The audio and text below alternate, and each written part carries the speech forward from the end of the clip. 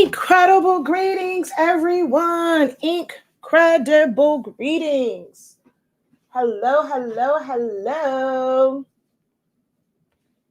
Welcome in, welcome in, welcome, welcome, welcome in.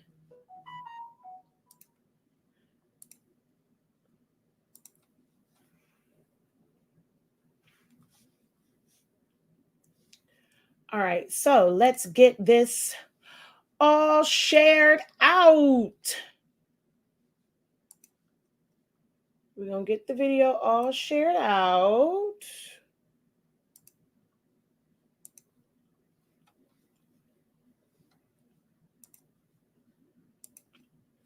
Hello, hello, hello. Welcome in, welcome in, welcome in, welcome in. All right, we're going to take that and delete it.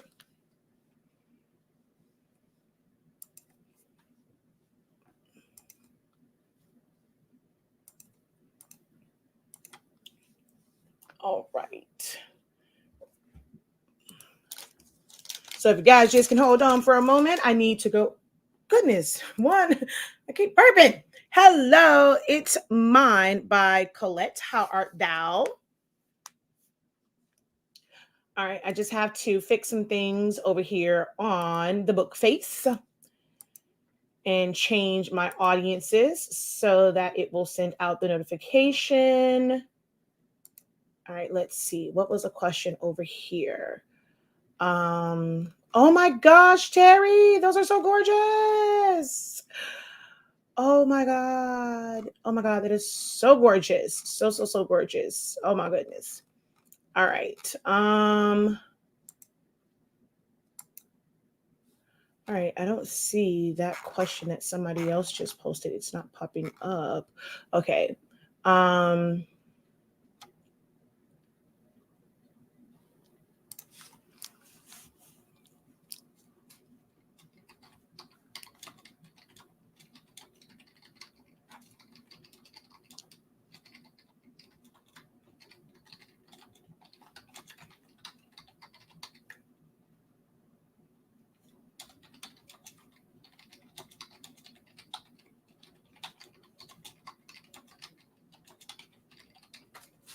All right.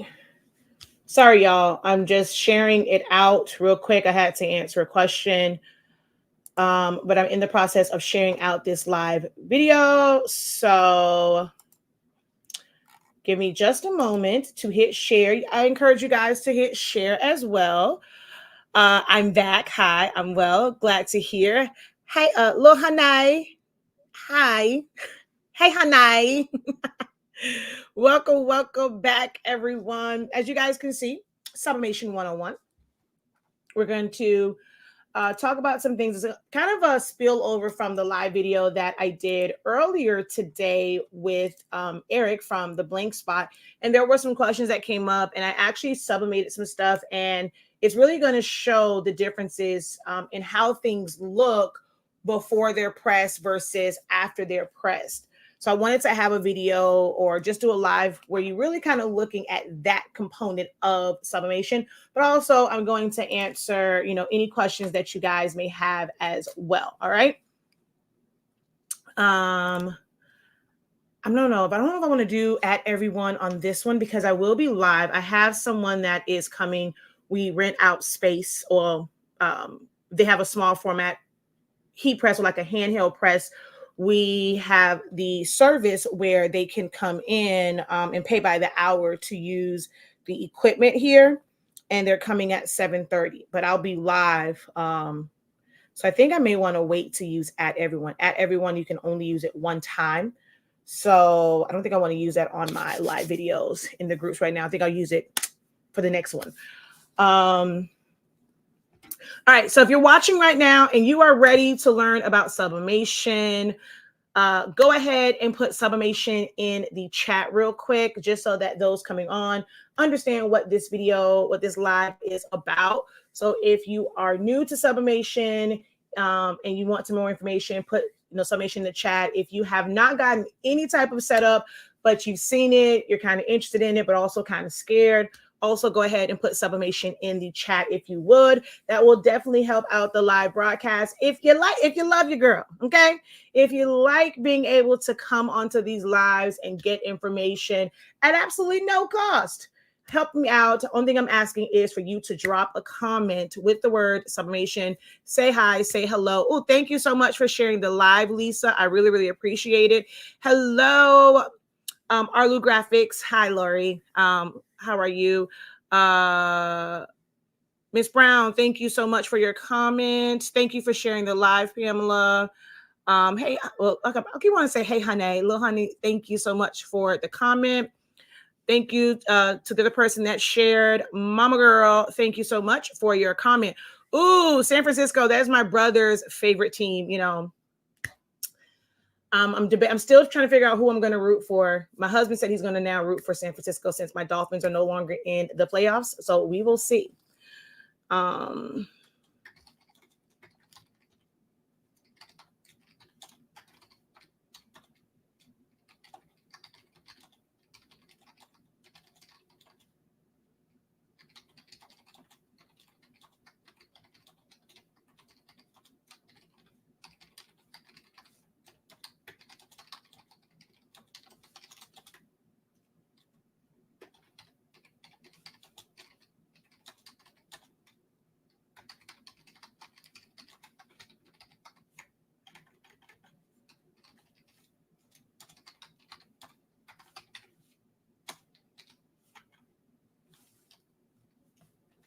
$6.50 adhesive, $6.51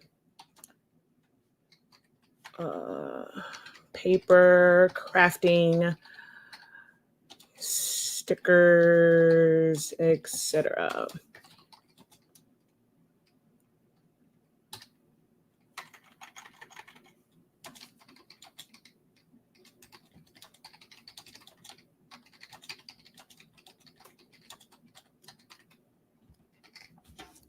All righty.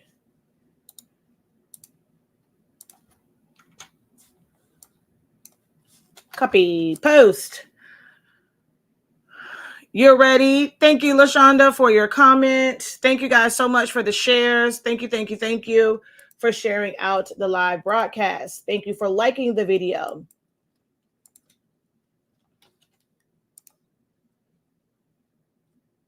Oh, I put an S on the end. I didn't mean to put an S on the end of crafting.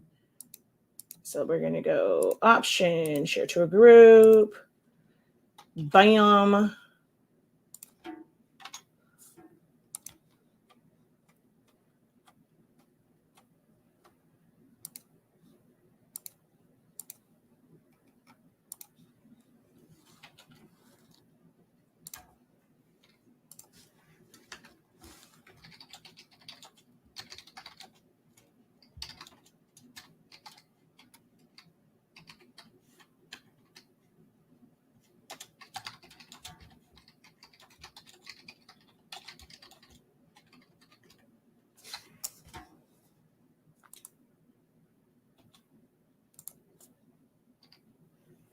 All right.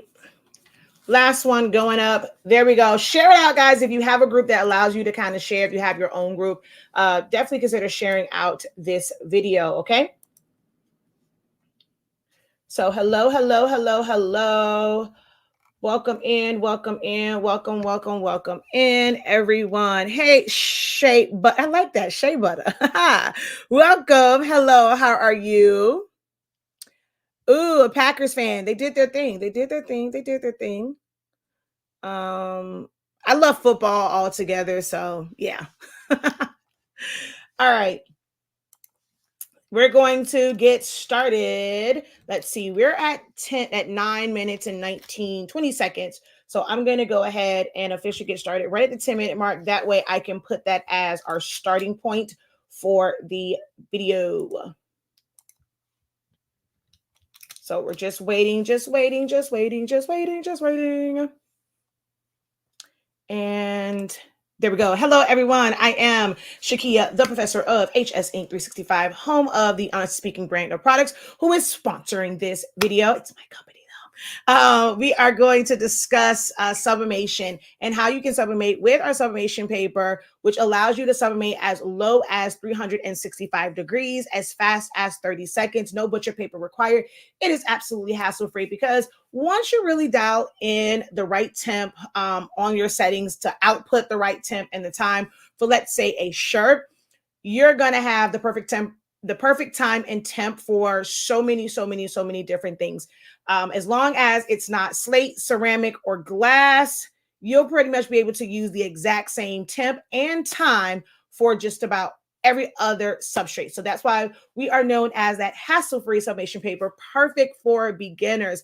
It's a lot to remember, a lot to process when you're getting started with this. Trying to figure out colors, and why worry about temp and time? Let that, be something else on your plate that you have to worry about. If you have the right temp, the right time, getting all of these substrates, and on their packaging, it has all of these different temps and times on them. Don't let that stress you out. Just get you some Honestly Speaking sublimation paper because we're going to eliminate that. All right. We're going to eliminate that hassle. We're going to talk about utilizing the paper, pressing to colors today, talking about file types, because these are some things that have come up recently in live videos and live discussions. So I want to just have a video that we're going to talk about that. We're also the home of Silhouettes Anonymous. That is our online platform where I've been teaching you guys how to use and master Silhouette Studio for about 9 years. I've been using it now for almost 11 years, because my niece will be 10 this year. I started using it while she was still in her mom's belly. So over 10 years, I have been using Silhouette Studio and the Cameo machines. I have 6 of them, from the original to the 4. So soon it will be 5, and I'll get the, soon it'll be 7, and I'll have the Cameo 5 when the 15-inch one comes out in white. But I have a lot of these machines. They help my business so much. I just put it on autopilot, and it saved my hands. I used to hand cut everything with scissors or an X-Acto knife. So I'm very grateful for the program, the software, being able to do large print and cuts.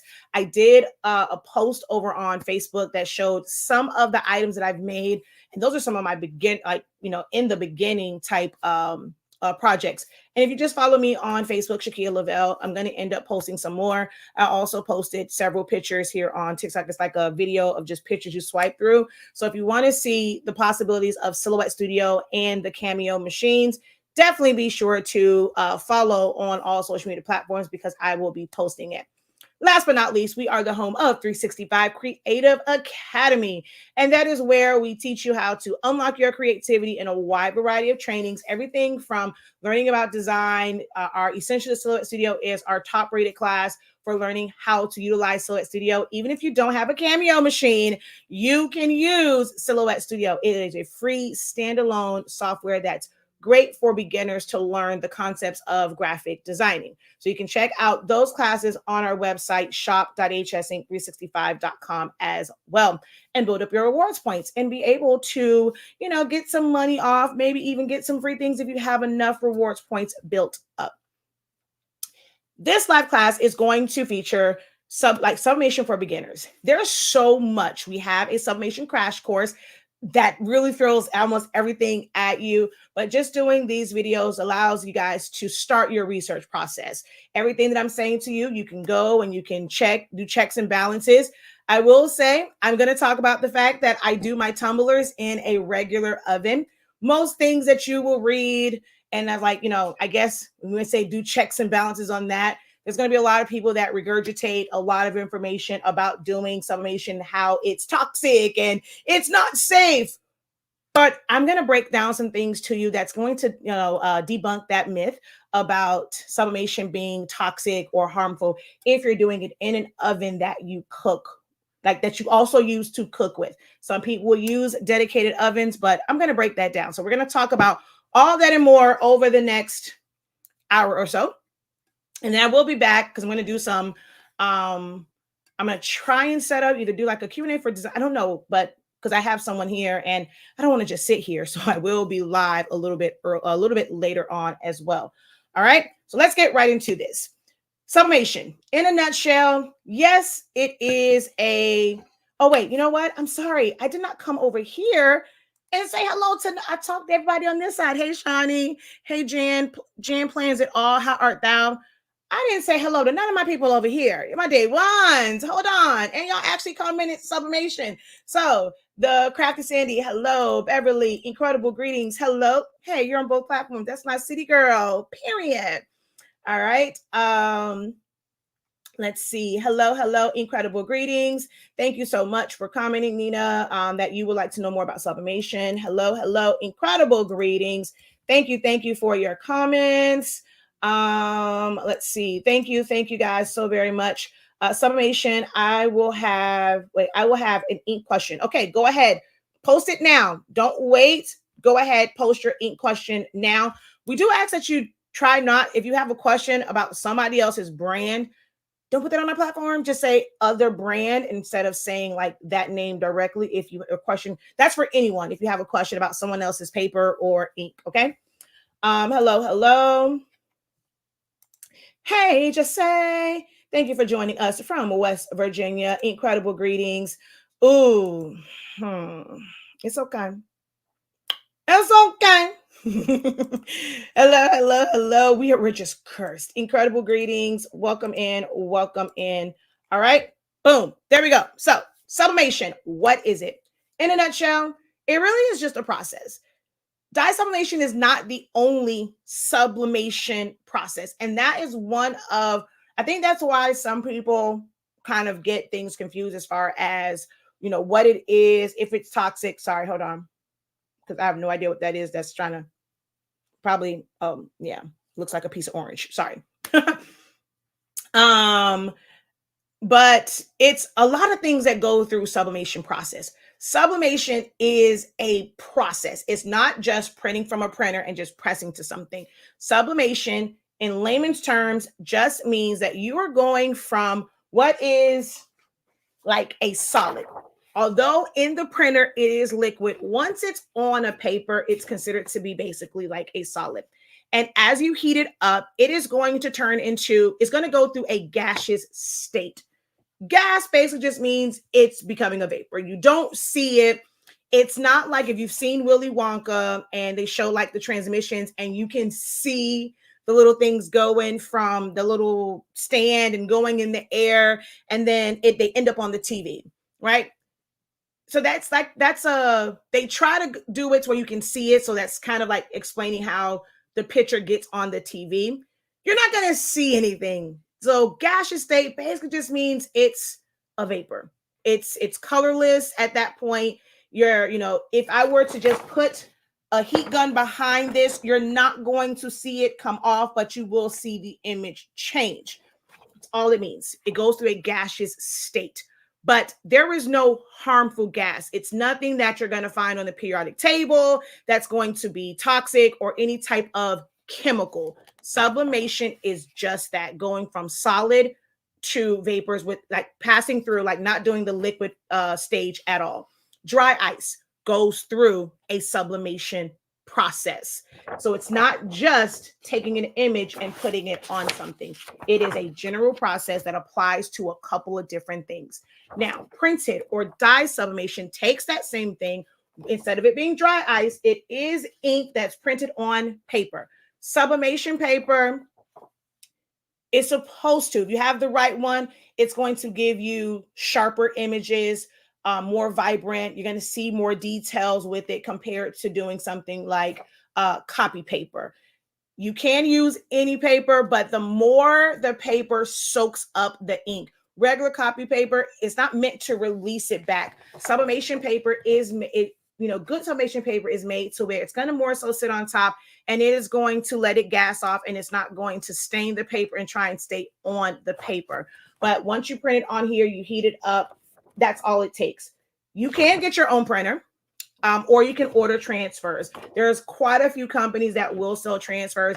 If your budget only allows you to purchase a 8.5 inch, like a starter printer, and it's only prints 8.5 inches wide, keep in mind, all of them will print up to 47 inches. So if you wanted to do something like a stole, a sash, a tie, lanyards, like socks, anything like that, you can print up to 47 inches long with any printer that you're going to convert for sublimation.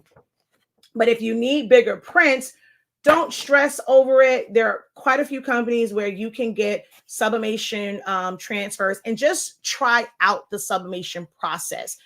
So many people get into it and then not understand things like you need polyester, fabrics, or it needs to be coated in a polymer or polyester, or it has to have a poly coating. White is best as far as your substrate, like a clean slate, like blank one. That's going to make your colors pop the most. Can you press to colors? You sure can. I wore my other gray shirt because I made 2 of these, and I'm like, I knew I wanted to talk about this today, so I wore my gray shirt today, and I also have something else that is gray, and I'm going to show you the differences between white and gray. So stick around for that.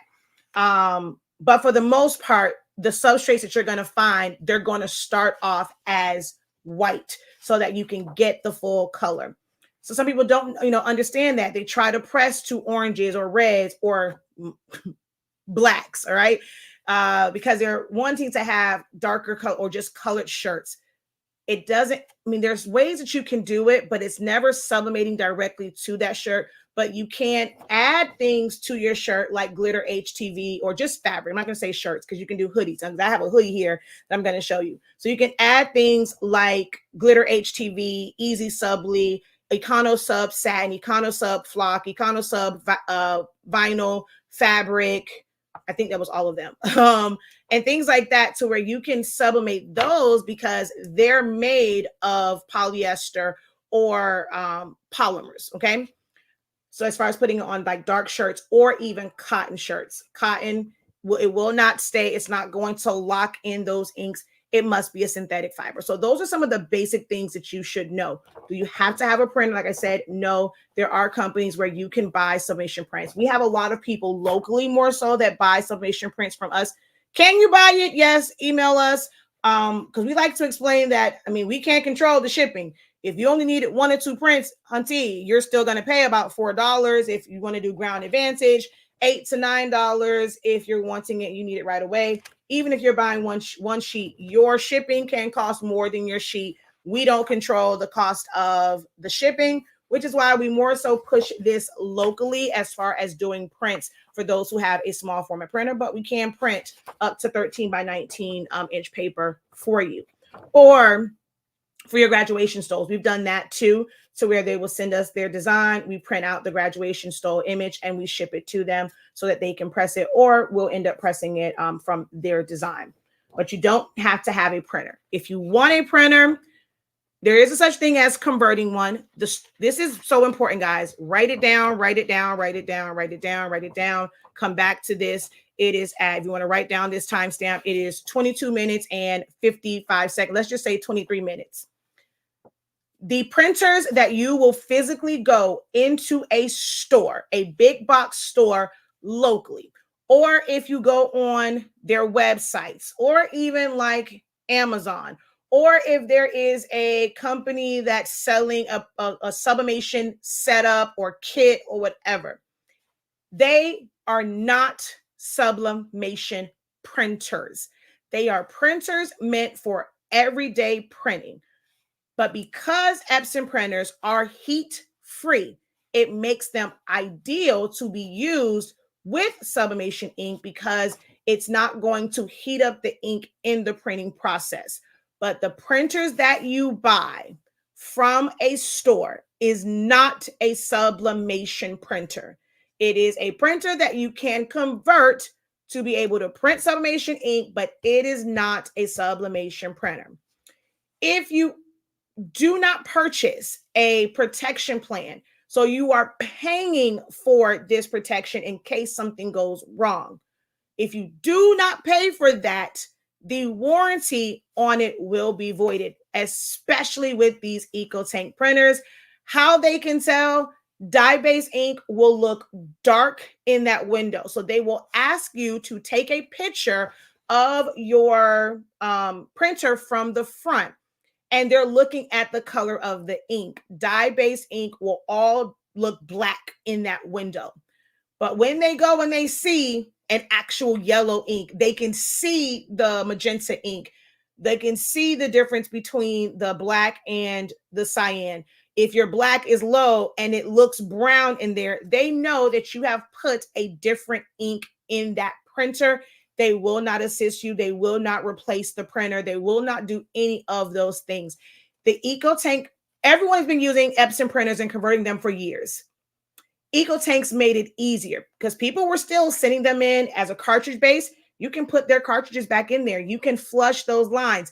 There was no lines for them to check. So people were buying and using workforce printers or any cartridge-based printers because you can have like literally no indication that you ever put sublimation ink in there. EcoTank printers made it easier for them to not honor the warranty. If y'all didn't know that, that's one of the reasons why they're pushing these, because they know that they have the ideal printer for sublimation. Now, if you purchase a protection plan, they don't care what ink you put in there, okay? I know the one for Best Buy, you can drop it off a 10-foot building. They don't care. You paid, it's like your insurance. You paid for the protection. Something happens to it, bring them to pieces. Okay, here's your gift card for the, or go on the shelf and go get a new one if it like clogs up and stuff like that. EcoTank printers clog a lot, guys, because it's a different ink. I'm not going to bore you with the ink talk because I can literally talk for about 30 minutes about inks. Just know that it is a difference in the consistency for sublimation ink compared to dye ink that comes with those printers. It doesn't matter the number. There's no need to ask anyone, can this one be converted? Can that one be converted? Well, what about this one? I have this number. I have that number. If the box says Epson, it can be converted, especially if it's an EcoTank printer. Will your colors always be accurate? No, I don't care if you even have a profile. You're going to have some colors that are going to be off because it's not the ink that it's made for. The ink that it's made for is very dark. Sublimation ink is pigmented. You can see the actual colors. If it is a cartridge-based printer, all you have to do is look at your cartridges that came in it. There's going to be a number on the top. You're going to search refillable Epson, whatever that number is, cartridges. If you can find cartridges with chips or a continuous ink system, you can convert it. If you cannot convert that printer. The cartridges are not universal. Okay. So that's kind of how you know when it comes to anything Epson printers. As far as recommendations for printers from me, I personally, just based off of my experience and my knowledge, I'm never going to recommend. Being able to use it and a recommendation are two different things. I'm never going to recommend any Epson printer that's an EcoTank printer. Right now, I don't recommend any Epson printers other than these two, because even the workforce ones, the newer ones, they have a whole bunch of issues, and I don't even recommend those. I love workforce. These were printed from a workforce printer, but the new one, trash. So the only printers that I'm ever going to recommend that you would convert would be an ET 16600 or ET 16650. Those are the only ones you'll ever hear me utter and recommend. ET 16600 or ET 16650, because they are pigment ink printers and they're going to be less likely to clog because the ink consistency is about the same. The density of it is about the same. And you're going to get the best colors with those when it comes to things like greens and reds and oranges and royal blues and purples and stuff like that. Outside of that, my next recommendation is going to be the actual Epson sublimation printers. F170. It's a bit pricey. $200 for a regular EcoTank printer, $450 or $429, something like that for now, because it used to be $300, and now that printer is now $450, I think, or $420 or something like that. But F170, Epson Sure Color F170, that is the smallest format true sublimation printer and probably the least expensive, because the Sawgrass one goes up, I think it starts around like $500, $550. Then you have the Epson F5, so 570. That is the 24-inch printer. There is no Epson printer in between those two. There is no true Epson sublimation printer that prints 11 by 17 or 13, 11 inches wide or 13 inches wide out of the box. Can you use 11 by 17 paper and 13 by 19 paper with the F570? You sure can. But there is no printer that's like the 15,000 or 8550 or Workforce 720 that it prints 13 by 19, Super B paper. There is no true Epson sublimation printer that's up to that size. You go from 8.5 inches wide to 24. And the 24-inch one is going to cost you above $2,000. You also now have a new one to the game, which is Brother. I have no experience with it. Brother is a heat-free printer, has always been. Technically, Brother always has been able to be converted, but there are no refillable cartridges that were like really circulated for that particular printer. But now Brother has something, has a printer that has, dropped their name in the sublimation pool. I don't have any information on it. Only thing I've seen like from videos is it prints really, really slow. But sublimation wise, I heard that the colors are great. You can use any paper with it, but you want to, of course, use their ink. The next ones would be Sawgrass. They are more on the expensive side. So a Sawgrass 8.5 inch wide printer. The new one, you can put 8.5 inch by 14 in the trays. Like I said, it's over $500. If you wanted to use like a roll paper or be able to print longer, you have to get a bypass tray. That's an additional $125. So that's the SG 500. Then you have the SG 1000. That is their wide format or larger format printer. Well, I call them wide formats. Large format to me is 24 or really 36 and above. So their wide format printer, if you just get the SG 1000, this is a very big misconception. I've had a few people, they purchased an SG 1000. They came to our website, they purchased 13 by 19 inch paper. They're trying to use it. Hey, I can't use this 13 by 19 inch paper. Now, Shakir has said a couple times. Now, if y'all listen to other folks and say, oh, the Sawgrass is a 13 inch printer. Does it have the capabilities to print 13 inches wide? It sure does. Howbeit ever, that printer right out of the box, the max size that you are going to be able to print is 11 by 17.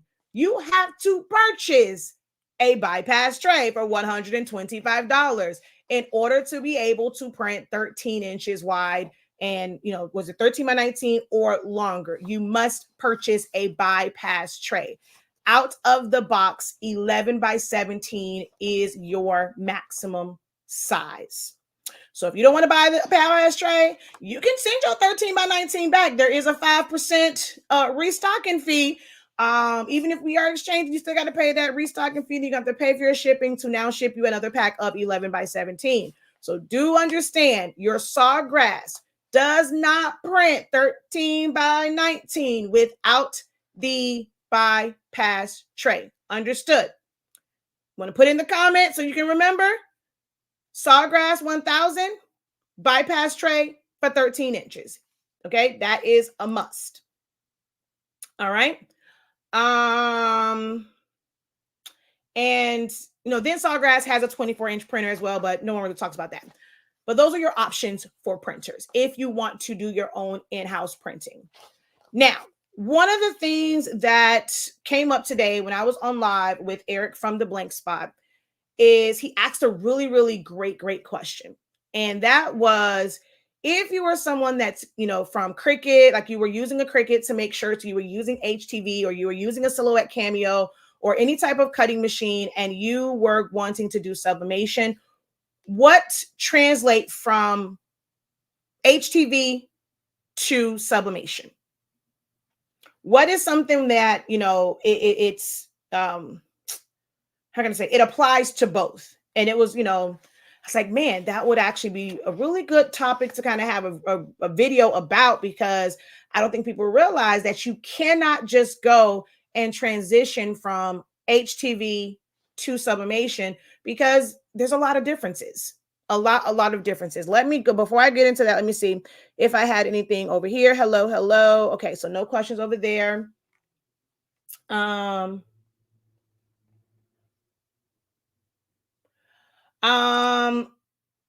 Extreme weather, different changes in weather, yes, it can affect it depending on where you have it at. Even humidity, some people have to have a humidifier, some people need to add, needs to have a dehumidifier, some people have a humidifier. So your environment can affect your printer.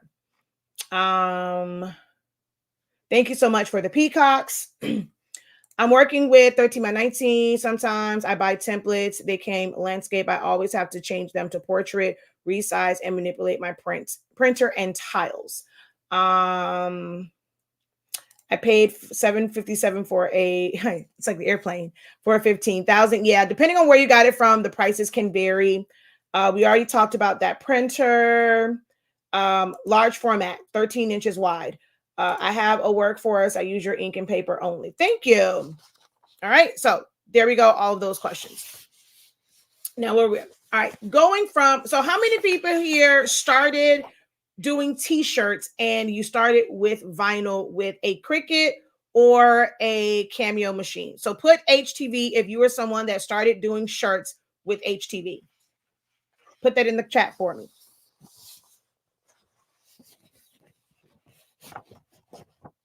Okay, HTV, HTV, HTV, HTV, HTV, both HTV, HTV, HTV, HTV. Okay. When it comes to HTV, right, you are either going to type out your text, right, or you were looking for what type of file. What is the file that when you're thinking of doing HTV, you want to cut it? What's the file that you were looking for?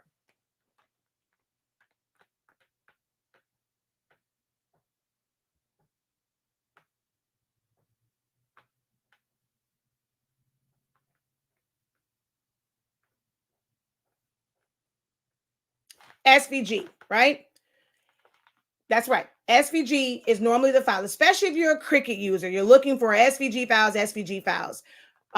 If you had a JPEG or PNG, you're thinking, of course, along the lines of some sort of print and cut, whether it is paper crafting or making stickers. Normally, when they're saying like the JPEGs and PNGs, it's doing some sort of sticker or using maybe Jet Pro 3G, which is a topical thing like for shirts.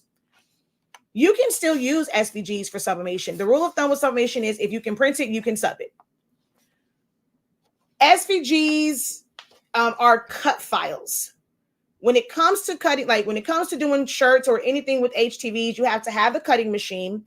You have to mirror it. That is the same thing. So, remembering to mirror either in your print settings or mirroring the design. But if you mirror the design, you can't mirror your print settings. So that can always be kind of confusing. If you've been so used to mirroring your SVG prints, so many people, now I'm into sublimation. I'm going to mirror this, because I hear mirror, and the same way that I was mirroring for HTV. Well, if you mirror in your design program, and now you're watching someone's video about print settings and how to set up your printer, and they tell you check mirror. Well, if you check mirror in your print settings and you also mirrored your design, once you do print, it's going to mirror it back and it's going to print out correctly.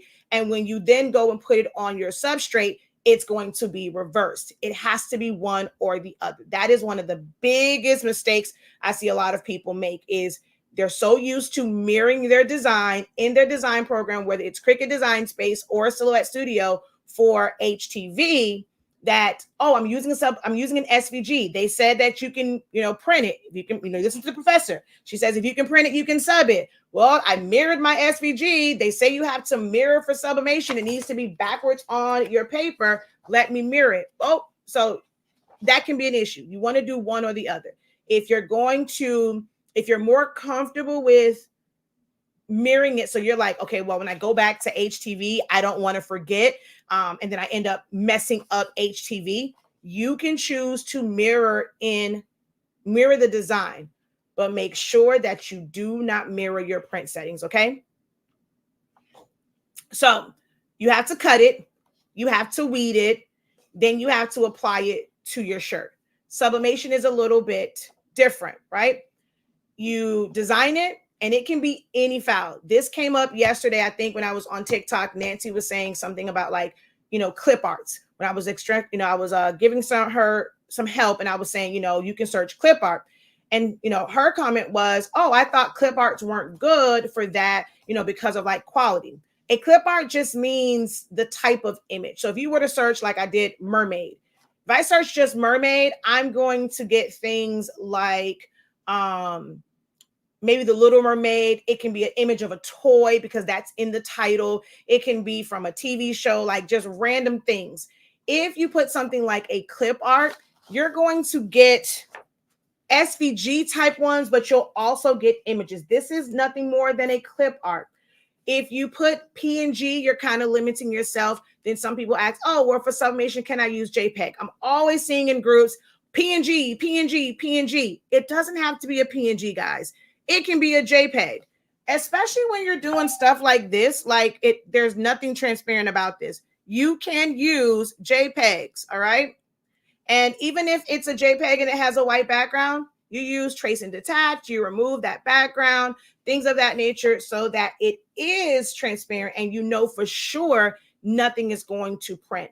The issue with like having a JPEG is if it was shared a bunch of different times, the quality has diminished.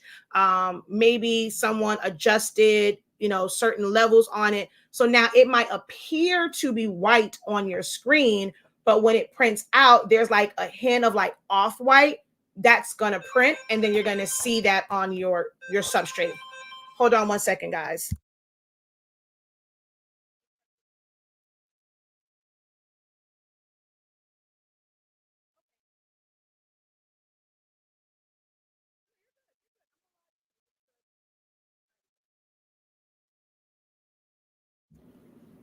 All right, that is my client that's coming to rent the heat presses. What was I saying?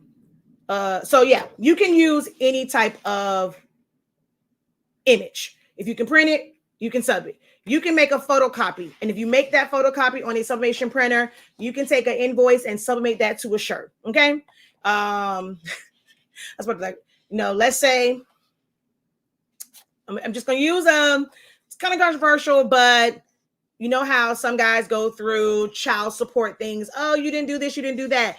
If he wanted to go and take every receipt that he has and have somebody, because most of these printers come with the scanner. Hey, can you make me a shirt with all my receipts? Because I'm about to go to court. And homegirl keeps saying I'm not taking care of my kid, but I have receipts to show. He can be real petty. Take all those receipts, scan them on that printer, put them on a shirt, and show up, judge, like evidence right here. I'm spending money on the baby. I don't know what you're talking about. If you can print it, you can sub it. Point blank in the period. Straight up, okay? Don't laugh at me. Y'all know, but I bet you people get the picture now. If you can print it, you can sub it. Bet you they get the point. It would be very petty, but it'll definitely drive the point across. Might even impress the judge, okay? So there are some things that kind of cross over. You need a heat press, but the temperatures are different. For HTV, it's a much lower temp and even faster. Like you really only need like 8 to 12 seconds, depending on the vinyl that you're using.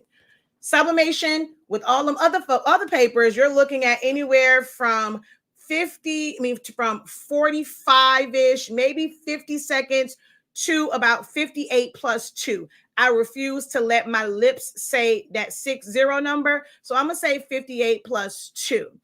If you're using honestly speaking sublimation paper, it's about anywhere from 20 seconds that I can do on my Hottronics, but we advertise 30 seconds to maybe about 40-45 seconds, depending on the quality of your heat press. So that part is different. So you have to get used to using a higher temperature and pressing it for a longer period of time. If you were someone that was just doing HTV, it's nothing to hold a hand press there, like an easy press there for about 10-15 seconds or whatever, right? But when you're doing sublimation, if you're not, especially if you're not using honestly speaking paper, if you have to sit there and hold that sucker for about 50 to 58 plus 2 seconds, that can be very frustrating, and you're going to feel like, oh my God, this is taking so long, when you don't have a regular heat press where you can close it, set it, and forget it.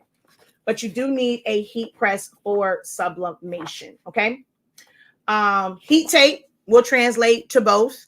And the design, like that's real placement. Like as Eric said, placement is the only thing that translates from HTV to sublimation, because you can still kind of use your 3 fingers or where you put it at in the center. Outside of that, everything else is different. Although they both are heat applied, they're at different temps and times. So they are not the same. You have to switch your thinking once you go from vinyl to doing sublimation. You can do more with sublimation. We have full color prints here. Full color prints, okay? When it comes to HTV, you're going to be limited to doing something like this, where it's blocks of color. You can't do, it's solid colors. You cut that. If you wanted this, that is 1, 2, 3, 4 colors, you're going to have to do 4 different presses in order to get this. If I were to do this with vinyl, 4 different, technically 5, because I'm going to press each one for a quick tack for 2 seconds. I'm going to take the carry sheet off. I'm going to do the next color. I have to figure out the placement, make sure that my end, if I did the blue first, that my end wasn't too high. Then got to figure out the order, what's going to be the best order to put it in. There's a lot to it when you're doing HTV. But I can take this same file, same exact file that I can cut from vinyl. I now can print it and press it. So it's print, press, I'm done. That's how sublimation works. Okay? That is how sublimation works. Other than that, it's no different. Like I'm going to, how many fingers down, where it's at in the center. Everything else you have to completely, hey King, how art thou? You have to completely change your mindset on the two. You cannot take your HTV mind over into sublimation. You are now free to make full on custom designs. I'm going to show, is it behind me? Oh yeah. You can now do things like add pictures, add glitter, add textures. Can you do this with HTV? No. Now, could you do this side with HTV and you could have a light, well, you can have a white HTV. If you wanted the shadow on it, then you have to have a gray HTV. Then you're going to need a pink one. Then you're going to have to know how to remove the bulk, because all of this HTV is stacked. So you're going to have to either remove the bulk or just press it on top. Then you have glitter HTV. So just for this part, doing the edges, unless you're going to use a lot of the same vinyl for multiples, most times people are taking the 12 inches and they're cutting that in strips. So now you have to piece it together along the sides. You're going to have breaks and all sorts of things. But I can design this where I automatically have a glitter border. Everything that's here, I didn't have to place it, press it, place it, press it. I pressed this, prep this one time. I pressed it, took it apart, did the other side, and pressed it. I'm able to have full images of the honoree without having to do print and cuts onto Jet Pro 3G or like the printable transfer paper. You're not going to feel it. It's all on here, right? So you're able to do full graphic designs when you do sublimation. So it gives you more options. Stop feeling limited. Oh, I can't do colored shirts. I can't do black shirts. Have you thought about the things that you can do? Even though this was my tester one, memorial slates or just pictures of your family, like being able to not have it be on a regular picture frame, like not a regular picture paper, and it can curl, it can yellow. Being able to print out images on slates, on glass. There's so many possibilities. Being able to do a mouse pad, being able to do drinkware. There is like vinyl and printable vinyl that you can do and kind of put it on. But when you're doing that, making sure that you squeegee it, making sure there's no ripples and things like that in it. So would you be able to somewhat do that? You can, but you also take the chance of your customer being a little extra and they want to pick at it and it comes off. Now they want to come back and say, oh my God, what is wrong with this? My vinyl is coming off. Because even though they say vinyl is permanent, if you pull on it enough, vinyl will come off unless you have sealed it. And now you have to deal with something that really is toxic, epoxy, or even with UV and exposing yourself to the UV light and all of that. This right here, you're exposing yourself to nothing that is harmful. You don't have to go and wear a mask and worry about epoxy and UV. That stuff stinks to high heavens, okay? But the possibilities are endless. Stop feeling like you're limited because you cannot give your customer a cotton shirt. You cannot give them a colored shirt. There's so much more. If they don't like that, hey, it's a lot of other things that you can offer them that you can make when it comes to sublimation. That's why the thumbnail here said the possibilities are endless. But if all you're looking for, you're looking at content where all they're making is shirts, they're making mugs, they're making tumblers, you are missing out on so many other opportunities that you can use sublimation for. I am team small when it comes to sublimation. I love keychains. I make custom awards. I love ribbon, bows, puzzles. I love cups and tumblers, like mugs. I'm team small. I can't stand doing all over shirts. Some people feel like, oh, that's where the money is. Well, the money can reside with you over there. I cannot stand. Now, can I rock the hell out of them? Just because I don't like to do them, that don't mean your girl can't do it now. Hold up. Don't get it twisted. I can do all over shirt now. Baby, I just don't like to do it. Okay? Car coasters, exactly. You can do all of that when it comes to sublimation.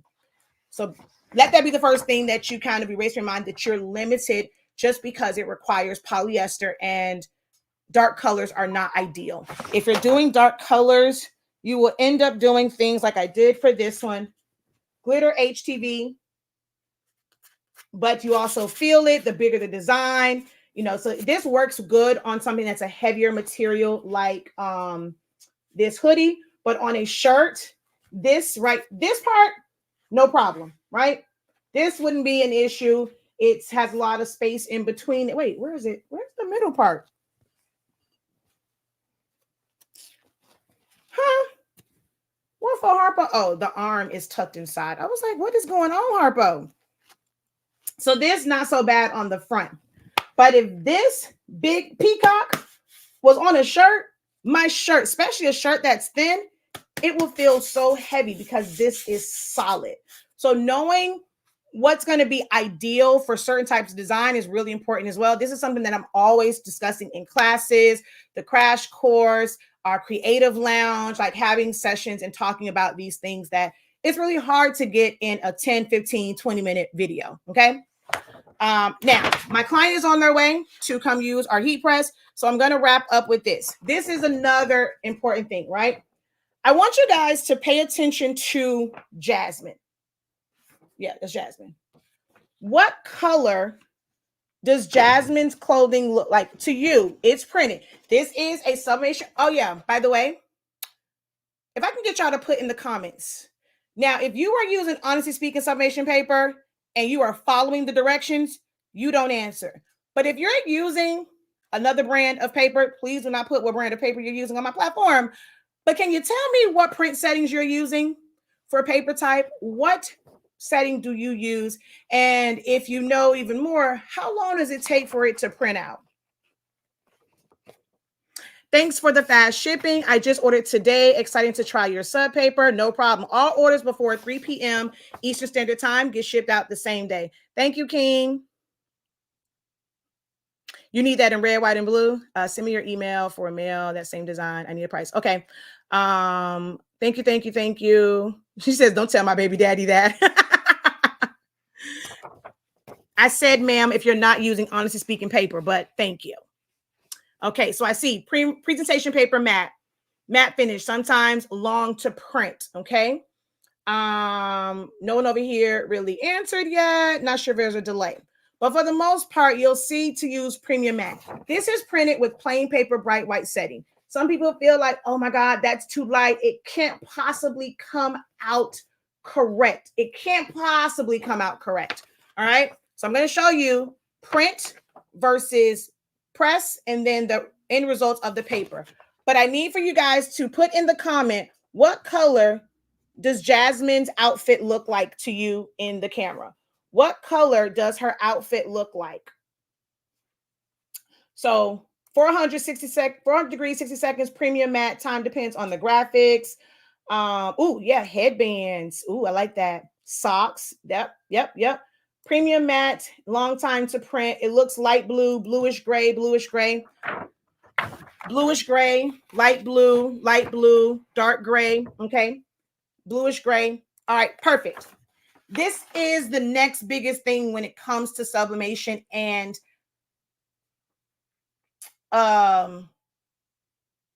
frustrations of feeling like you did something wrong.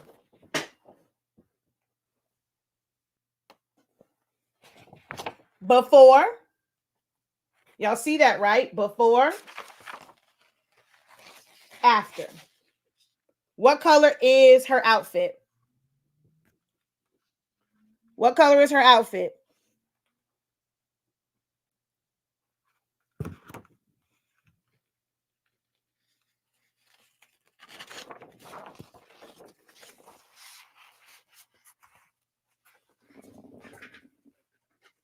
I think they might be here. All right. So sublimation is heat activated. It requires the heat to activate the colors. Even pressure is required to get a full print. So I'm going to show you one. My heat press was off a little bit. I have to do this thing. I paid all. When the heck? Now, where did it go? Now, I just had this bad boy. Where did it go? I just did it on TikTok earlier today, and now I don't see my rag. Where did it go? Where did it go? Is this it? Oh, duh, it's underneath my cup. So my heat press, although I paid all that money for it, the screws keep coming loose on it. And one of the screws was loose. So my pressure was uneven.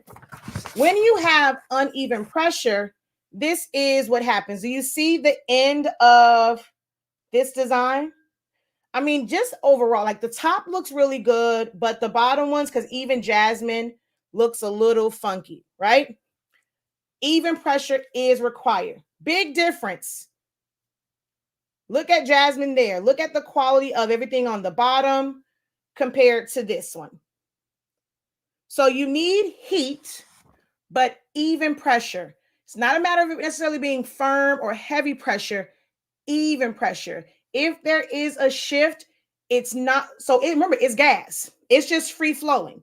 If it doesn't have basically a seal to the paper, or not to the paper, to your substrate, it's nothing but a vapor. If you blow, I can't tell that air where to go. It's going to move wherever. So if you have a gap there, that ink is not going to go straight down into your substrate. It's going to find a way of escape, and you end up with this. You have to have even pressure. Heat releases it. Even pressure gives you the best results. Please hold, guys. I got to go let my client in. Hold on.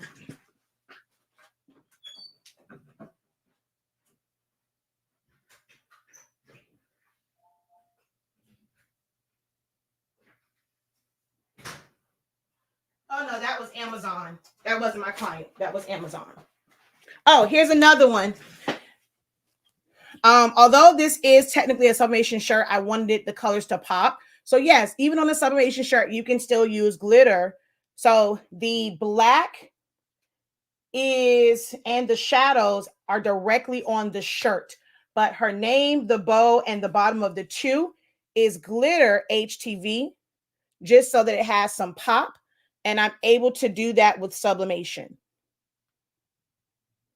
So the two is pressed directly to the shirt. The other ones in the shadows, the other one's there just so that it has some shimmer and some pop, but this is a polyester shirt. Okay. How do you know if the pressure is even or not too much? Do a test press. So maybe print out something that's a little bit smaller. Every heat press is a little bit different. In my sublimation seminar, I talked about a lot and I showed the examples of a lot of different heat presses and how it can feel different, but every heat press is different. So it'll take a little bit more to kind of explain that. Okay. So there's no set what the pressure should be set to. There is no set pressure. You just want to make sure that like your paper doesn't move. It should not be to where you can just like slam your heat press closed. It should have like resistance, but not to where it's really, really hard to put it down. But every heat press is different. So just do some tests and maybe do a test to where you have a piece in this corner, that corner, in the middle, just to see if you have any uneven pressure points. My first heat press, because I do so many thick plaques, it's now a little off. So I can't really do like full shirts on that one because there's a corner of it that just doesn't get pressure because I've kind of messed it up because I use that one for plaques. And that's the other thing too. If you're doing stuff that's really, really thick, it's best to have a dedicated heat press for that because it can shift it a little bit when you're doing flatter things. So we have a heat press that's for our really thick items, and then we have 2 Hottronics for everything else.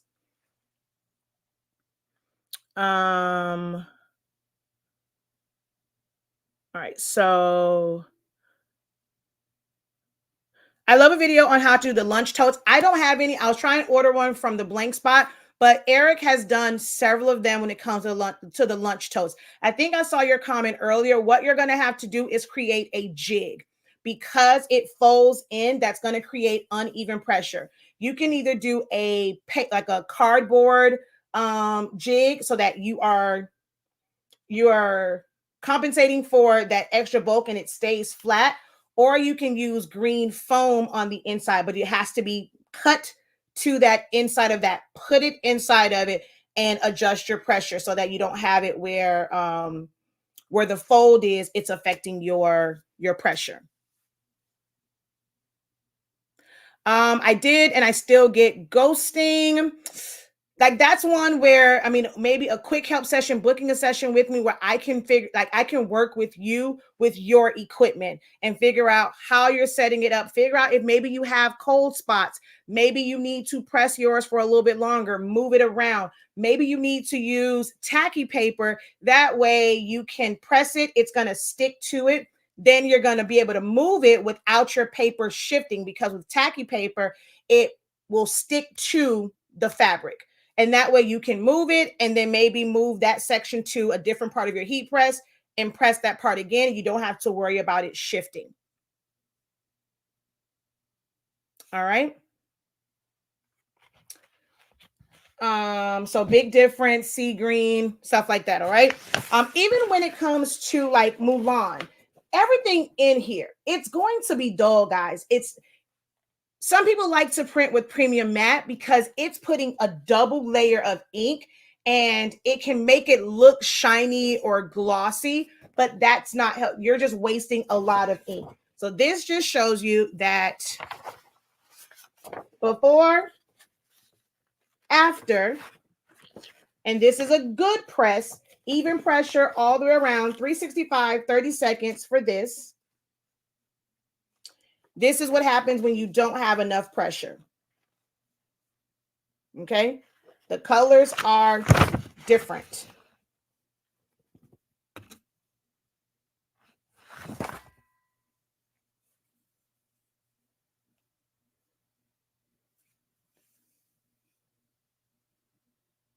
All right, I have those same images.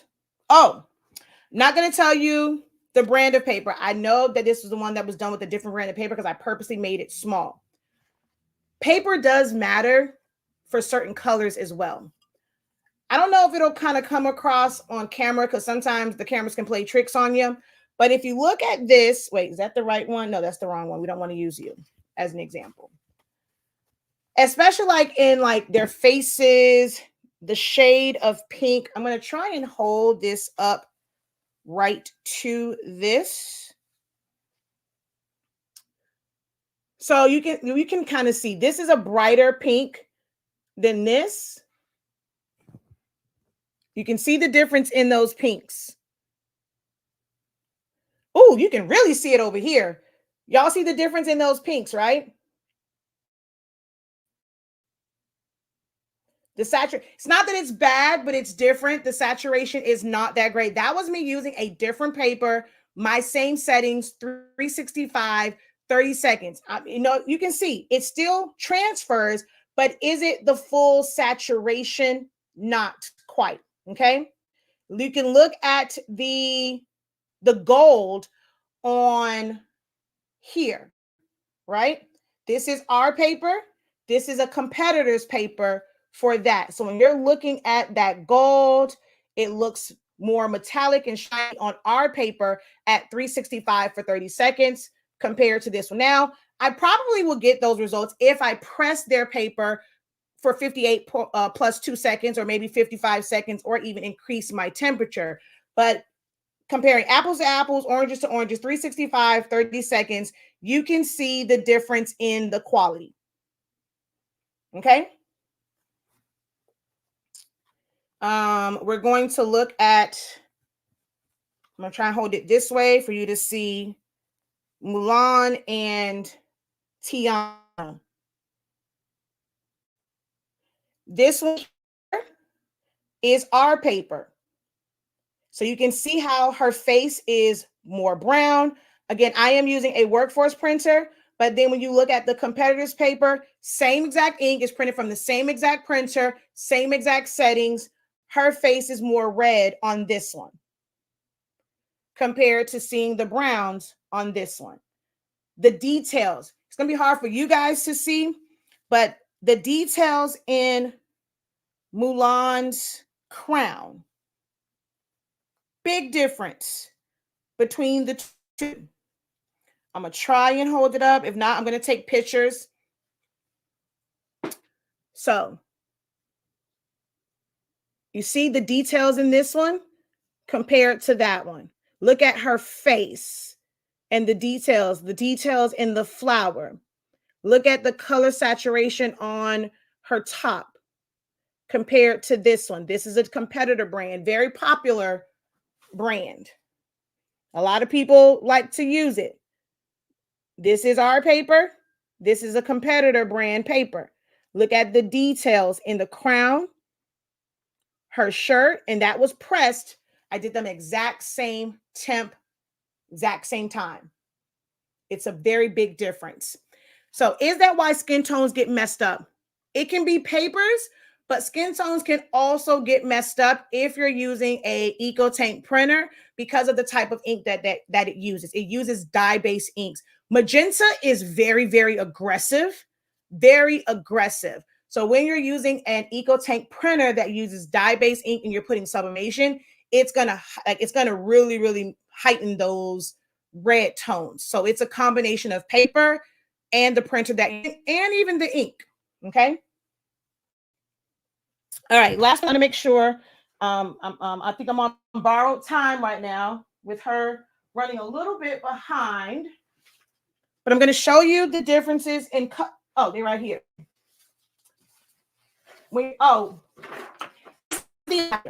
So this is before. This is pressed. This, after 30 seconds, is the after.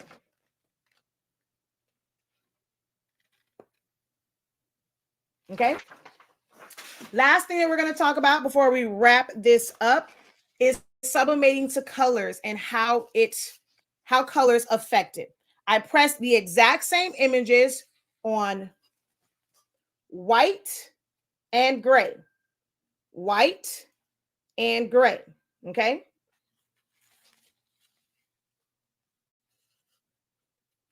So there's the first one.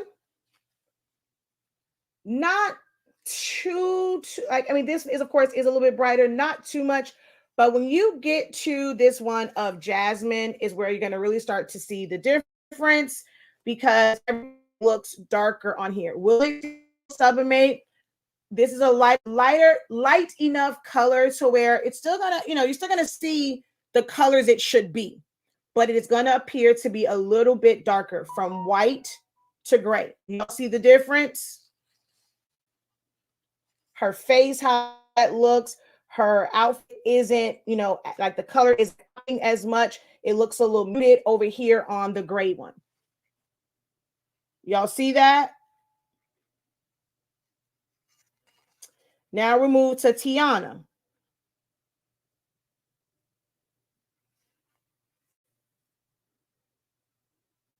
So you can see how her skin tone, this is the white.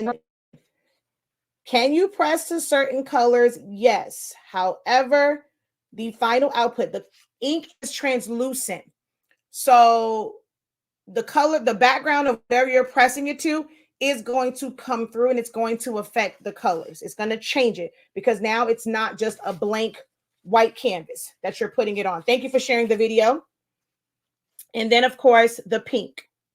So you can more so see it in the belly of the Care Bear. But you can see the differences in that.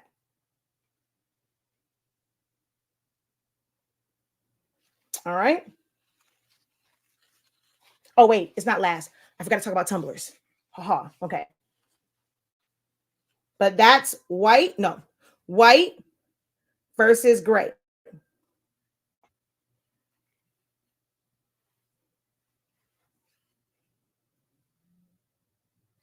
The colors pop better on the white. That ink release is everything. And we don't really like to brag about ink release. What for us is you are getting a full release of your colors in just 30 seconds. It is going to be the most vibrant in that 30 seconds. You can press for a little bit longer. You're going to start to over sublimate and you're going to see your colors change a little bit. The fact that you can complete the sublimation process and have that much ink off of the paper in just 30 seconds is what's important. It completes the sublimation process in 30 seconds. I'm going to end off, but just in case anyone over here, if you want to purchase it from our TikTok shop, I'm going to turn this on real quick. It's going to make it a little bit easier if you guys want to go in and purchase any of our products. Our heat tape is non-staining, non-marking. Same thing over here. All orders before 3 p.m. Eastern Standard Time get shipped out the same day. And a lot of the times, TikTok shop will have discounts and things when you go to the cart. So there you go. I pinned the paper down there. But you can also see at the top where you can go as well. Okay. Last thing, which I love bringing this up. I love being the little controversial instructor. It's tumblers, guys. This is how I wrap my tumblers. Okay. I've tried so many different ways. Have I used shrink wrap? I got a whole bunch of it because I thought it was the bee's knees. When I started doing these, maybe like 5 years ago, people recommended it. It sucked. I did not like them. Did not recommend. 10 out of 10, don't recommend, or 2, whatever, however you say it. I don't like shrink wrap. I don't like the extra of having to go in, make sure that it's tight. Then it was time to have too much heat. It was splitting, and then you didn't get pressure. I tried a lot of different ways. There's a video over on TikTok, and I fully wrapped that sucker, and it looked like a whole Chinese package because I wrapped it in heat tape. This is the method I've been using consistently for well over a year, and it is the best. Now, I cannot say how it's going to work with someone else's paper because I had a lot of people say, oh, don't ever bend it over the top or don't go. That's how you're going to get ghosting. Very rare that I get ghosting. It has to be, I kind of sometimes know because it's like I don't quite get the right grip or like maybe my tape because I've had some bad blue painter's tape. But this is normally what the results are with the method that I use. And I do them in a regular oven because I don't need an egg now. If I'm going out on location, if I'm doing a vendor show, of course, I can't take my home oven with me. Will I end up having either a heat press or a tumbler press if I'm on location? If I'm doing my own pop-up shop in my front yard and as people are coming by my neighborhood, I can go and sell stuff. Yes, I will have an oven out there. That's more for convenience. My workspace and in the oven, I'm not cooking 24/7. So I'll have times where I can put stuff in the oven. Do I have a small format oven? I do. But there is nothing toxic about the sublimation process. If it was, when I pressed this, I'm normally standing right over it. I would need to be masked up if it was toxic. Some people say, oh, well ventilated area.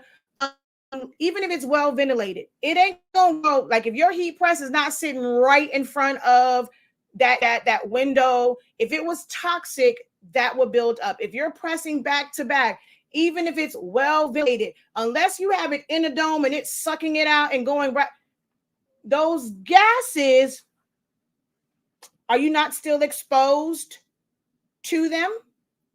If you were using a dedicated, and don't get, by no means am I saying that you have to switch, but if you are somebody that wants to at least start. Now, if you want, for your sake and for convenience, you can do it in your space. You want a dedicated oven, you can get that. But for me, I'm like, I'm just going to take it over there. There's no need for me to get unnecessary equipment. And I can do 15 at a time, which works a whole lot better. I can I can sub 15 in 5 minutes, where others are doing a couple of them in 5 minutes. I put them in there, I set it, forget it, come back, take them all out. They're all done. 15 tumblers in 5, maybe 6 minutes, because, depending on how close they are together.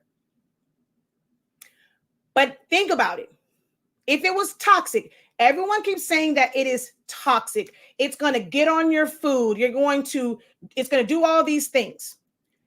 With a dedicated oven, if you are someone that is of what is considered to be good health, right?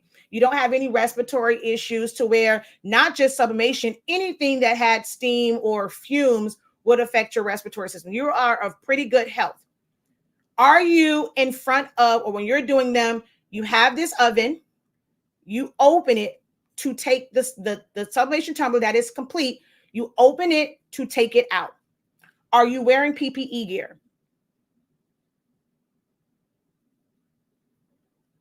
Are you wearing PPE gear? If you are using a dedicated oven, do you yourself, if you're doing a shirt, if you're doing a tumbler press, if you're using an oven, are you wearing PPE gear?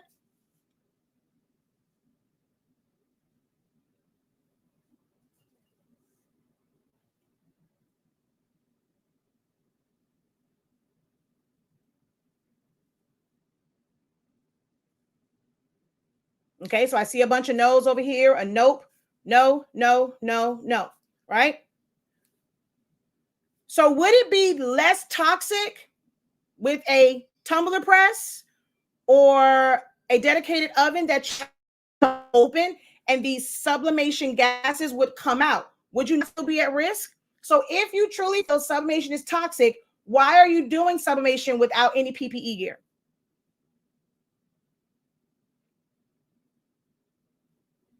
Now, as I said, there are some people, when you're using your oven, have the shirt or anything like that. Do you use it when you're doing shirts?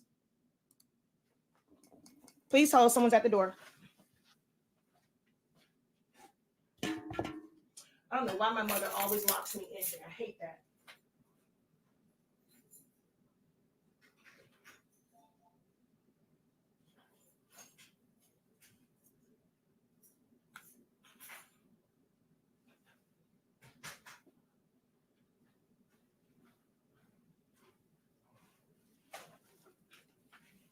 Okay, never mind. That was him coming to get the package.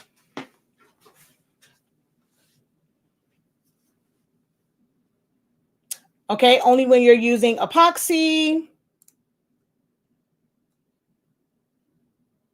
Okay, so we have to think about what sublimation is. Like, I can't speak for other papers, right? Because some of those other papers that begins with the first letter of the alphabet, that's not the paper that I use for this. I use a different brand for that one. But certain papers, they bleed out the back, right? You have to use butcher paper. You have to use a cover sheet because it bleeds out the back, right? So that sublimation can get out there, right? But that gas is not toxic. It goes through a gaseous state. It's not an actual gas that is like on the periodic table, anything like that. Our paper does not bleed through. Everything is going onto the substrate. If any of the gases was getting out, I would have the white cast, I would have this, right? If it's not going into the substrate, then it can kind of escape out. But doing a tumbler, you see how I have this? This is completely sealed. My paper does not gas out of the back. This tape, which is our heat tape, is non-staining, non-marking, is good up to well over 400 degrees. I want to say it's like 500 degrees. I'm using 350, 365, nowhere near that threshold. It's in there for, if it's preheated, anywhere from 3 to 4 minutes. If I don't preheat, I'll have it in there because I often do that. I'll forget to turn it on with this paper. I throw my tongue there, then I turn it on and I'll let it go for 5 to 6 minutes if I don't preheat, because I have to, of course, it has to heat up. But it's not coming out. I've sealed this, even if it did, if it wants to come out the end. But just trust me, guys, sublimation is not toxic. Now, if you were using shrink wrap and you were using the shrink wrap that's made to wrap presents, it's like that clear one. That's not meant for high heats at 4, 6. Some of you guys are sublimating for 8 minutes. That's not that. That's going to end up with, your house is going to smell horrible. Now, it is a bad smell, isn't necessarily harmful. All smells doesn't mean harmful. Some people are programmed to think if you smell something, it's harmful.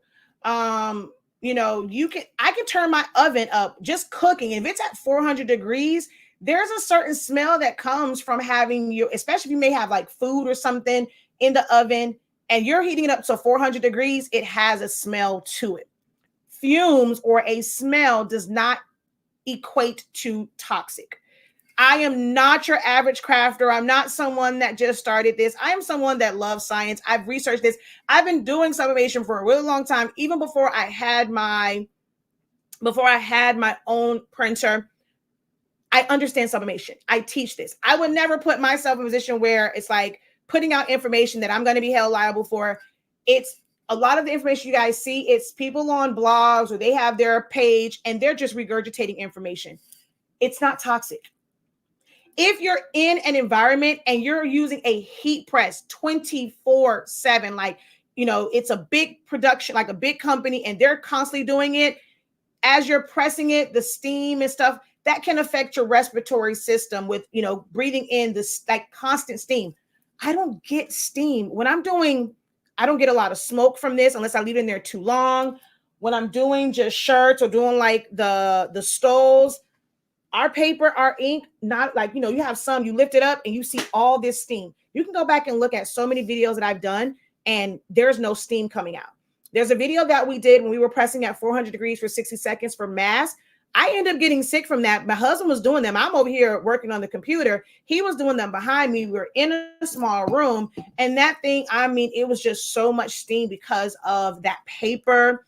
It was the ink. I'm not going to say, I don't remember which ink I was using this time. I don't know if I had switched over the inks by then, but with the paper, 400 degrees, 60 seconds, it was a lot of steam. I don't ever have a whole lot of steam if, that you can really, really see, and you're just really seeing it because it's 365, 30 seconds. And, you don't have this high amount of ink on the paper. It's plain paper setting. So it's not a lot that's going to create this like big steam room and basically be giving you a facial. I cannot speak for every other paper. I know when using Honesty Speaking, it doesn't gas out the back. Everything is going onto the substrate.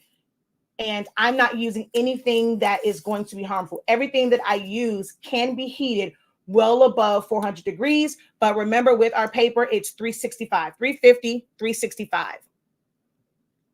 But there is, guys, I promise you, even with other papers, if it gases out, there's nothing harmful. You can wear a mask if your system cannot take scents, smell. People that can't. My husband got a whole contact headache because the person sitting next to him at a funeral had on way too much cologne.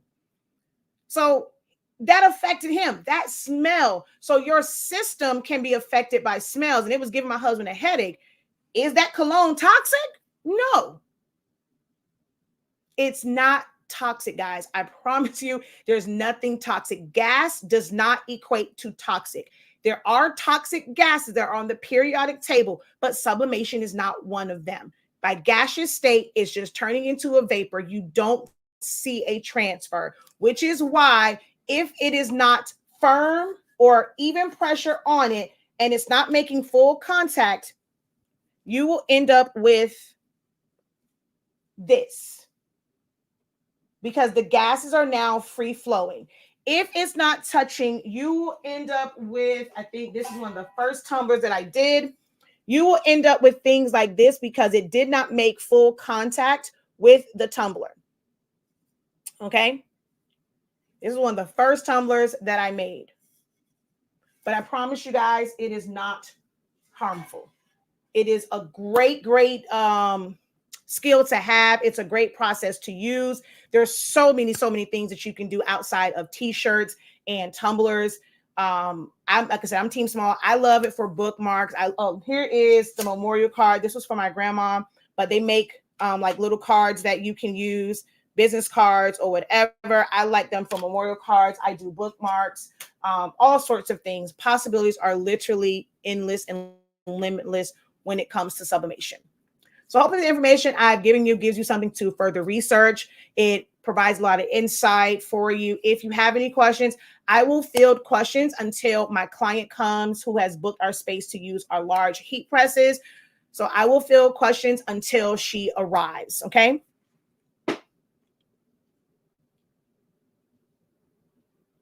So taping the top can cause ghosting. Some people say that. You can see, I tape my top.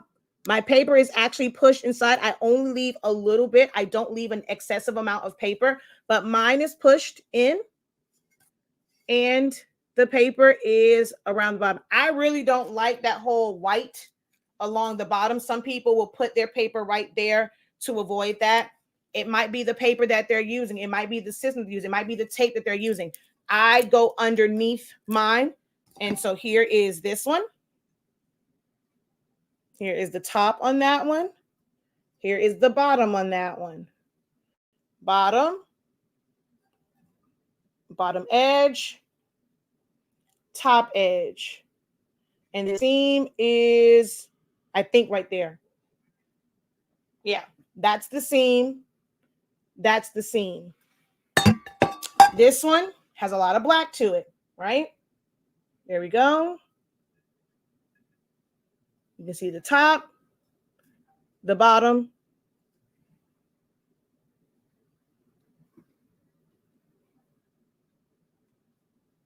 I have one that's actually all black. I love showing this. I put the sticker so you know, so I know where the seam. See, this is what I don't like. I don't like this. Can't stand this. That's at the bottom.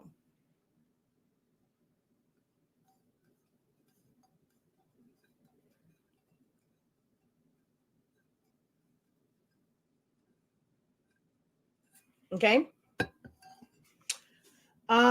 Let's see.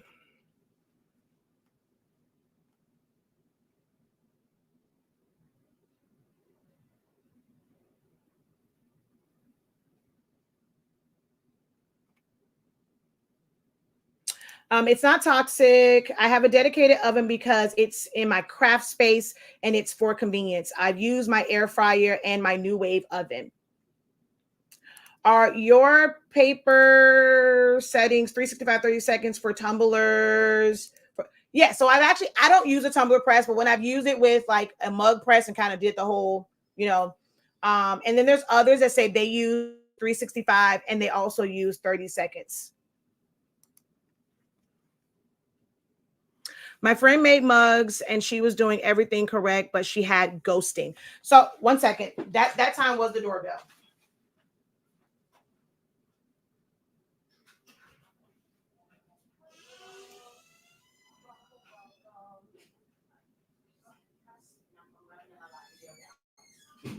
I will give you some scissors to. Oh wait, where did I put my scissors? Or did you have? You didn't happen to bring any, right? I gotta hold on, so that way you can start cutting them down. A whole lot.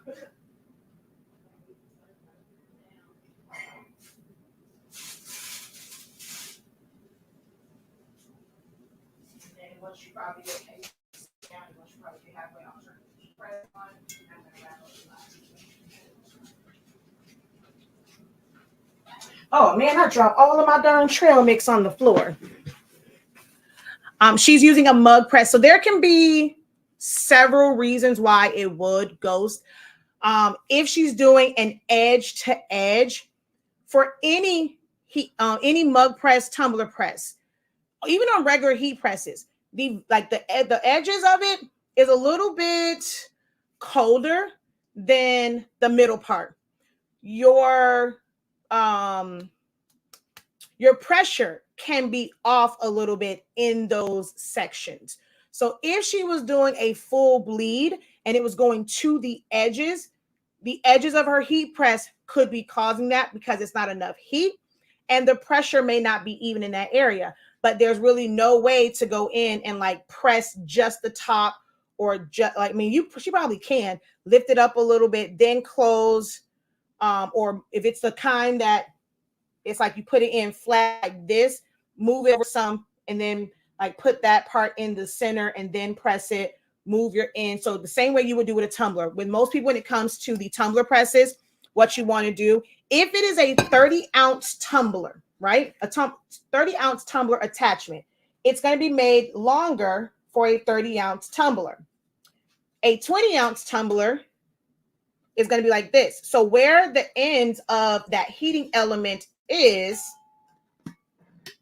it's nowhere near the end.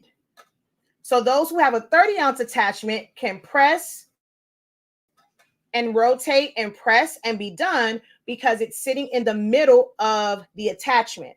But if you have a 20-ounce attachment, now your ends are not as hot. So when you're using it, your ends will end up ghosting. So what you want to do is move it out, put the end of your tumbler kind of towards almost at the center of the press it again for about 15, because it's already kind of hot. You don't have to press it for too long. So you're going to press it, then you're going to rotate it and press it. You're going to turn it, press it and rotate it and press it again to seal your ends. But when I'm doing it in the oven, I don't have to do that. I literally put it in there, I set it and forget it. And I don't have to go back. I don't rotate my tumblers, nothing. I do not open up my oven again until it's time to take them out. It goes in the middle. Well, I would recommend that you have her reach out to me because it can be a couple of different things. Send me as many pictures as possible. It can probably help her figure it out because it may be the technique. I don't know if she's using a shrink wrap, and then shrink wrap is not great for them because you can't really get a tight fit. There are some companies that will teach, okay, you cut a hole in it, you put you put it in there, shrink wrap it around to kind of keep it tight. But if it splits, it becomes an issue. Or there's some people that will take a shrink wrap, cut it open, wrap it around it, and then try and tape it and then shrink wrap it, and it's not that great. If she's using a mug wrap, it should eliminate that issue unless it's along the ends. But there's a lot, like I said, there's a lot of different things.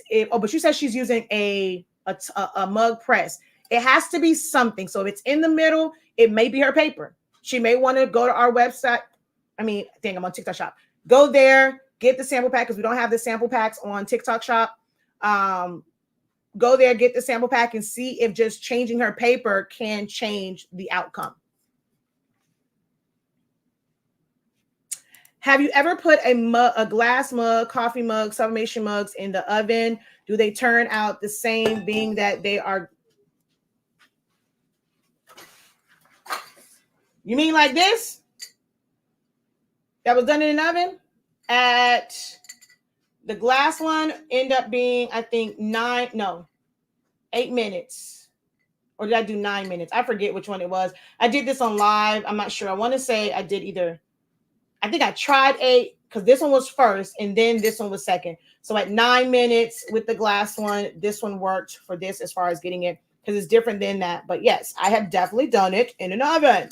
Now I can't say for anybody else's paper, but with ours, it was like, it took 9 minutes for this to, because here it did it.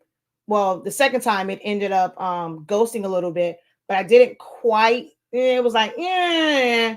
So I did 9, no, or wait, did I? The video's up. I may have done this and it worked. And even though this said 9, I think I still did 8 minutes.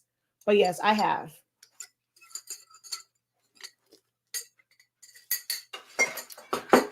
Hey, what causes the white like lines on sublimation prints on what substrate? What are you making? Is it tumbler? Are you talking about on a shirt, on a mug, on a keychain? What are you pressing?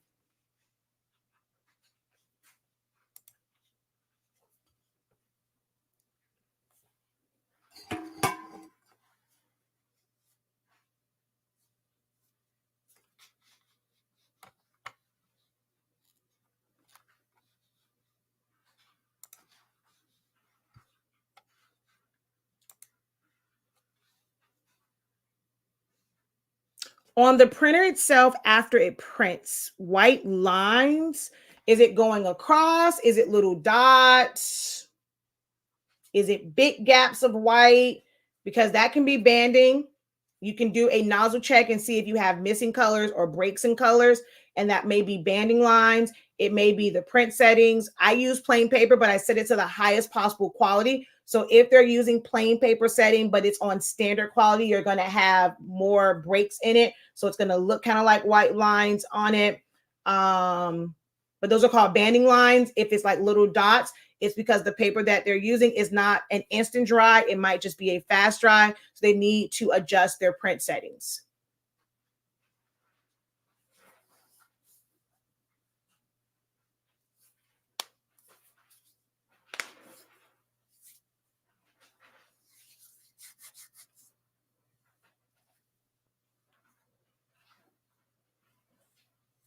All right, I'm going to mute you guys real quick because I have to say something and I'll get in trouble over here. All right, so if you are interested in using our paper, trying it out, we do have some sample packs.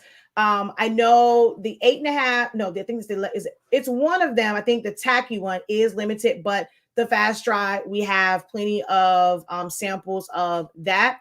You can go up here where it says paper and you can try out the sample packs if you just want to try out our paper. Our paper is very, very affordable. Our 8.5 by 11 is $20.30. Our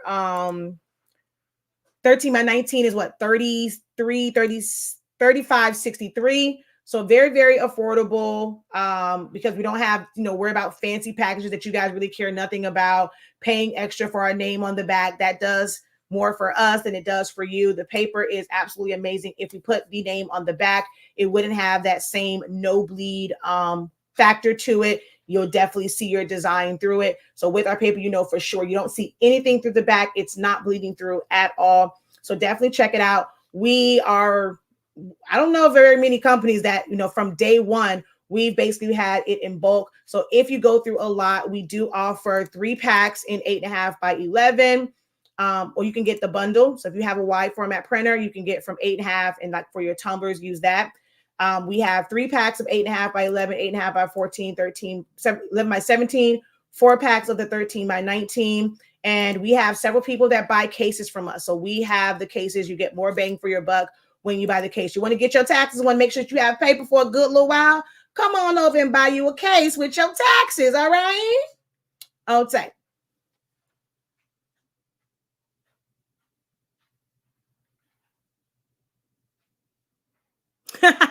No, I'm going to say the same thing. I just couldn't say. You see what's in white at the top? Because I said that to them. I can't say it over here because I'm on Talk Shop. So I'm going to kind of repeat it. I just couldn't say the part that's in white there. I didn't direct them where to go. Is there a special glass or any glass cup? Anything with sublimation, it's a special one. You cannot just go to like the money sign thing with the trunk, because even that will get me dinged over here. So you cannot go to that location and just get a mug. You cannot use one that you would use on vinyl. Sublimation requires a special coating that's going to take that ink. There are some tumblers that look like this, but they're made for epoxy or alcohol ink or just glitter or just for vinyl. They will not work. Your colors will look very, very dull. It must be a quality sublimation blank, or substrate is another word that we use. So like even with this, right? You don't have to do a full wrap. I don't try and do a full wrap on these because the way you have to cut your paper and all of that, it's going to look cuckoo for Cocoa Puffs. Stuff like this, I normally kind of do, things around it. I don't try to do full wraps on stuff like this. Everything does not require a full wrap. Like what I was saying was we do offer, I guess you would say bulk or wholesale. We have 3 packs for 8.5 by 11 to 11 by 17, a 4-pack for 13 by 19. We also do sell our paper in cases. We've done that from day one. All right.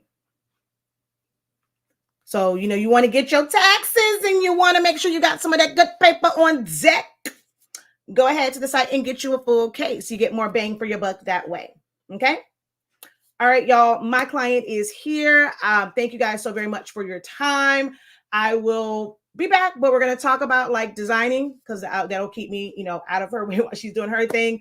But I will be on talking about design programs. So if you want to come on back and ask questions about my favorite program, Silhouette Studio, and how, y'all know that this I designed.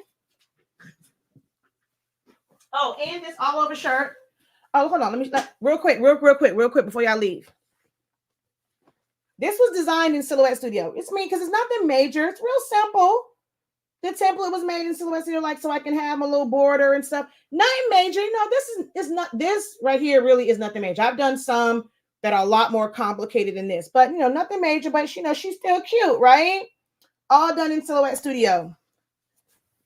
The setup for this, all Silhouette Studio, because they gave me the example, but it was not given what it was supposed to give. So I had to redo everything.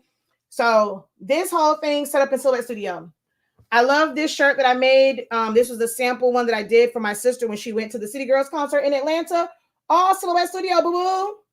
Silhouette Studio. We ain't use nothing else but Silhouette Studio to design this, baby. I'm telling y'all. Oh, look, this one right here, this little design. Y'all see Jayla, her little cute self. Silhouette Studio. Silhouette Studio. I'm telling you, you can do a lot in it. Just get you the right instructor. I am the right instructor. She is me. I am her. Okay?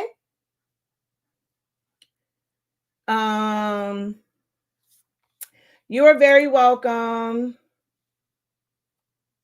She graduates. We're going to have a whole series on graduation.